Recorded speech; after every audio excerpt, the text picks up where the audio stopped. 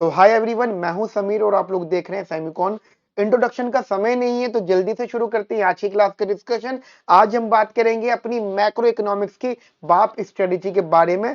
दोस्तों, इससे पहले मैंने आपको माइक्रो इकोनॉमिक्स की बाप स्ट्रेटेजी बताई थी, जिसमें मैंने आपको कंप्लीट सिलेबस बताया था। उसी प्रकार आज भी मैं आपको बढ़िया सी स्ट्रेटेजी समझाऊंगा, जिसको अगर आप फॉलो करते हो, जिसको आप बढ़िया तरीके से फॉलो करते हो, तो आप मैक्सिमम 50 दिनों के अंदर अपनी कंप्लीट मैक्रो इकोनॉमिक्स को कर सकते हो और अपने एग्जाम में बढ़िया सा स्कोर कर सकते हो। देखो यार, अगर तुम मुझे अपना बड़ा भाई मानते हो तो मेरी सारी बातों को बढ़िया से जो है नोट करना, बढ़िया से समझना, क्योंकि मैं आप लोगों को जो भी चीज बता रहा हूं बढ़िया तरीके से मैं इसकी रिसर्च करता हूं। जैसे मुझे आपको मैक्रो इकोनॉमिक्स का सिलेबस और स्ट्रेटेजी डिस्कस करनी थी, तो मैंने आपका एग्जाम कंप्लीट एनालाइज करा। जितने पेपर्स इसके पास आ चुके हैं सारे पेपर्स को मैंने एनालाइज करा।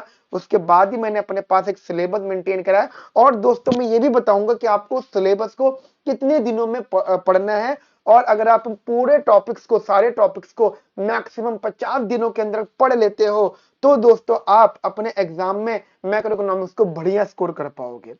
आप में से बहुत सारे लोग ऐसे हो सकते हैं जो ये मानते हैं कि हमारा कंप्लीट सिलेबस हो चुका है, हम अपना 90% तक का सिलेबस कवर कर चुके हैं।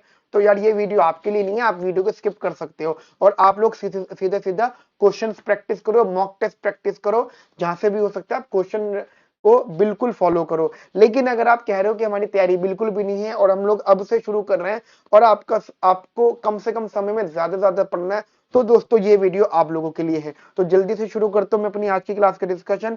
सबसे पहला जो इंपॉर्टेंट टॉपिक है हमारे सामने है, वो है हमारा classical theory versus Keynes theory. दोस्तों, classical theory versus Keynes theory एक बहुत ही इंपॉर्टेंट टॉपिक है, क्योंकि आपके एग्जाम में 2 से 3 क्वेश्चन पक्का यहाँ पे पूछे जाते हैं। जिसमें क्लासिकल थ्योरी पे हमारा एडम स्मिथ की थ्योरी पूछी जाती है, अल्फ्रेड मार्शल की थ्योरी पूछी जाती है, यानी कोई भी थ्योरी जो 1929 से पहले की है, यानी ग्रेट डिप्रेशन से पहले की जितनी भी थ्योरी है वो सारी क्लासिकल थ्योरी हुआ करती थी। 1929 से पहले का जितना भी कंसेप्ट है वो सारी क्लासिकल थ्योरी को फॉलो कर रहा था और एग्जाम में यहाँ से क्वेश्चन पूछा जाता है। इवन ग्रेट डिप्रेशन 1929 का ग्रेट डिप्रेशन, जो कि क्लासिकल का ही पार्ट बोला जाता है, वहां से भी आपको क्वेश्चन पूछा जा सकता है। एंड उसके बाद में आपको केन्स थ्योरी के बारे में स्टडी करना है। ध्यान रखना, केन्स थ्योरी जब आप थोड़ी डिटेल में जाओगे तो आपको पता चलेगा कि पूरी दुनिया में अगर इकोनॉमिक्स के नाम पे हम ये समझें कि किन किन थ्योरीज को फॉलो किया जाता है, तो मात्र 2 ही थ्योरी है, एक है आपकी क्लासिकल थ्योरी और एक है आपकी केन्स थ्योरी। उसके अलावा जितने भी लोग हैं इन्हीं थ्योरीज में मॉडिफिकेशंस कर करके इनको ही फॉलो करते हैं। सो गाइज, हमारा सबसे पहला टॉपिक था classical theory and Keynes theory. इसके बारे में आपको डिटेल पढ़नी पड़ेगी। और हाँ, आपको जैसे जैसे केन्स थ्योरी कब जो है, केन्स की जो बुक थी, सबसे पहली बुक कब आई थी, या केन्स की वो बुक जिसने ग्रेट डिप्रेशन के बढ़िया रीजंस बताए, वो कब आई थी, या केन्स थ्योरी की वो बुक जिसके अंदर ग्रेट डिप्रेशन के बारे में डिटेल में लिखा हुआ है, उसका नाम क्या था। ऐसे रिलेटेड आपके क्वेश्चन एग्जाम में पूछे जा सकते हैं। सो दोस्तों, ये मेरा पहला पॉइंट था। दूसरा मेरा जो टॉपिक है यहाँ पे, दैट इज आईएसएलएम थ्योरी। ध्यान रखना, आईएसएलएम थ्योरी बहुत बहुत बहुत इंपॉर्टेंट है। प्लीज इसको मार्क कर लो, 110% मेरी गारंटी है एग्जाम में ये क्वेश्चन, यहां से क्वेश्चन पक्का पक्का आएगा। आईएसएलएम थ्योरी, ठीक है। आईएसएलएम थ्योरी में आपको क्या क्या पढ़ना है, आपको इसकी डेरिवेशन आनी चाहिए, आपको इसका स्लोप के बारे में मालूम होना चाहिए और आपको इसके बारे में इसकी शिफ्टिंग पता होनी चाहिए।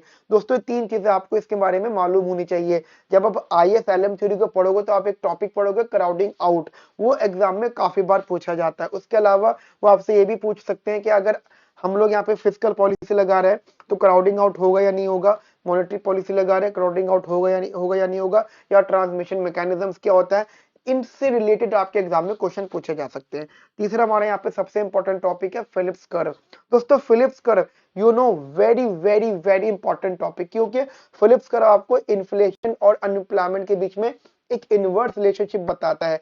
यानी ये बताता है कि कोई भी गवर्नमेंट, कोई भी इकोनॉमी कभी भी इन्फ्लेशन और अनएम्प्लॉयमेंट को साथ में टारगेट नहीं कर सकती। मतलब वो दोनों को रिड्यूस एक साथ नहीं कर सकती, उन्हें कभी ना कभी कुछ ना कुछ तो टॉलरेट यानी बर्दाश्त करना पड़ेगा। तो ये फिलिप्स कर्व बहुत इंपॉर्टेंट है। इवन फिलिप्स कर्व कितने प्रकार का होता है, original Phillips curve, modified Phillips curve, ठीक है, ऑगमेंटेड फिलिप्स कर, ये सारी बातें आपको अच्छे से पढ़नी है, बढ़िया तरीके से समझनी है। तो जब आप लोग यहाँ पे फिलिप्स कर पढ़ रहे होंगे तो आपको एक टॉपिक और दिखेगा वहां पे, वेज इंडेक्सेशन। दोस्तों वेज इंडेक्सेशन का क्वेश्चन आपके एग्जाम में पूछा गया है, तो कृपया करके जो भी टॉपिक मैं आपको बता रहा हूँ, प्लीज प्लीज अगर मुझे अपना बड़ा भाई समझते हो, मानते हो, तो अपने बड़े भाई की सारी बातों को ध्यान से सुनना। मैं जितनी भी बातें आपको बताऊंगा आपके लिए बेहतर ही बताऊंगा।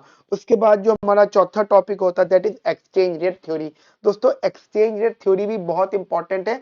यहाँ पे आपका एक्चुअली में ओपन इकोनॉमी से रिलेटेड क्वेश्चन फ्रेम होता है, जिसमें बैलेंस ऑफ पेमेंट भी कनेक्ट हो सकता है। मतलब ओपन इकोनॉमी मान के चलो, बैलेंस ऑफ पेमेंट भी हो सकता है इसके अंदर, मुंडल फ्लेमिंग कंसेप्ट भी हो सकते हैं, कैपिटल मोबिलिटी भी हो सकती है, इंटरेस्ट पेरिटी कंडीशंस भी हो सकती हैं, जे कर्व भी हो सकता है, मार्शल लर्नर कंडीशंस भी हो सकती हैं। ये सारी बातें आपकी एक्सचेंज रेट थ्योरी में, जैसे flexible exchange rate, fixed exchange rate, ये सारी बातें आपको याद रखनी पड़ेंगी एग्जाम पॉइंट ऑफ व्यू से, और आपको इसको फॉलो भी करना पड़ेगा। और हाँ, मैं आपको बताना चाहता हूं कि अगर आपको इन इन टॉपिक की वीडियोस चाहिए, इन टॉपिक के बारे में समझना है, तो मैंने कुछ वीडियोस, कुछ टॉपिक्स मैंने पढ़ा रखे हैं, जिन टॉपिक्स को मैं इस वीडियो के डिस्क्रिप्शन में उसका लिंक दे दूंगा।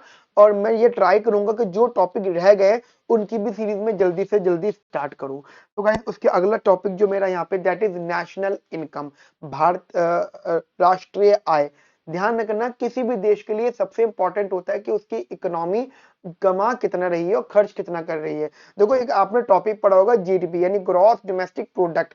जीडीपी बहुत इंपॉर्टेंट होता है हर इकोनॉमी के लिए, हर एक इंफॉर्मेशन को जानने के लिए। जीडीपी, जीडीपी यानी ग्रॉस डोमेस्टिक प्रोडक्ट। हमें नेशनल इनकम के बारे में पता होनी चाहिए, हमें अपने नेशनल इनकम को काउंट करने के मेथड पता होने चाहिए। मैं आपको बताना चाहता हूँ, हमारे भारत की सबसे पहले जो नेशनल इनकम जो काउंट की गई थी, वो दादा भाई नेहरू जी ने की, जो है काउंट की थी। दादा भाई नेहरू जी, सबसे पहली इनकम, सबसे पहली नेशनल इनकम। उसके बाद में क्वेश्चन फ्रेम हो जाता है कि नेशनल प्लानिंग, वो नेशनल इनकम को कैलकुलेट करने के लिए कमीशन कब बना था, ठीक है, कौन इसके चेयरपर्सन थे, कौन इसके मेंबर्स थे। नेशनल इनकम से रिलेटेड बहुत बार क्वेश्चन पूछे जाते हैं, तो आप उसको अच्छे से रिवाइज कर सकते हो। उसके बाद दोस्तों मेरा पांचवा टॉपिक जो यहाँ पे ग्रोथ थ्योरीज है। दोस्तों ग्रोथ थ्योरीज में आपको मेजर लेवल पे दो ही मॉडल्स के बारे में पढ़ना है, एक आपको पढ़ना है सोलो मॉडल और एक आपको पढ़ना है हैरोल्ड डॉमर मॉडल।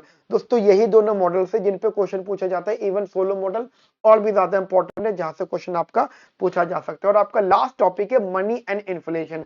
देखो मनी का जो कंसेप्ट है वो आपको समझना पड़ेगा कि मनी होता क्या है। मनी में अब वो सारी बातें आ जाती है, जैसे demand for money, supply of money, money evolution, ठीक है।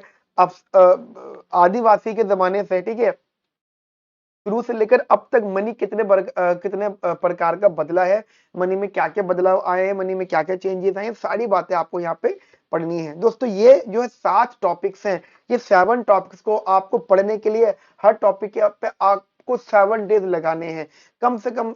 आप गाइस अगर 7 दिन एक टॉपिक पर लगाते हो, तो अगर आप काउंट भी कर लोगे तो आपको याद ये 7 टॉपिक्स हैं, ठीक है। 7 टॉपिक्स को 7 डेज अगर आप लगाते हो तो 49 डेज होते हैं, और एक दिन आप रिवीजन का मान लो, ठीक है। तो 50 दिन में आप अपने 7 टॉपिक्स को कवर कर सकते हो। रेफरेंसेस के लिए मैं जो कुछ वीडियोस जो मैंने पढ़ा रखी है उसका लिंक मैं इस वीडियो के डिस्क्रिप्शन में आपको दे दूंगा।